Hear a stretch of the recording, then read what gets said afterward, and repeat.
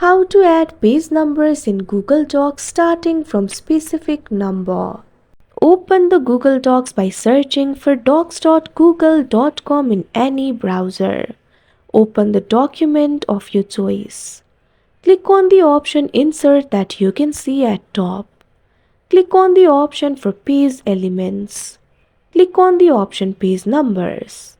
Click on the option for more options that you can see on the screen.